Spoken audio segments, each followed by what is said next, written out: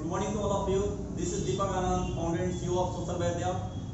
Friends, today my topic is why to be among achievers. Okay. So first of all, I should think about my first priority is health.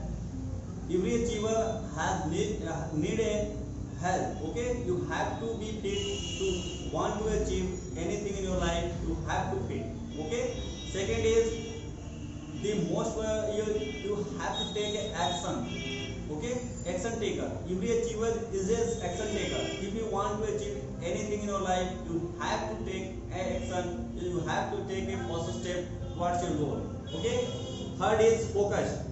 If you want to if you want to get anything in your life, you have to focus about your goal, ambitions, so that you can grab it and achieve it. And fourth is learner. Every achiever is a learner. They learn about, they read books and they watch so many videos of the achiever, so that he can learn about his goal. How can they achieve his goal? There are so many clear picture in his mind, so they can achieve in his life. Okay, then follow something that is just want to achieve in his life. Okay, last is visionary. Every achiever has a vision. Okay, they have vision. If you have not vision, you can't achieve that things. So we have to make a vision about that. So if you want to achieve anything in life, we have vision and mission.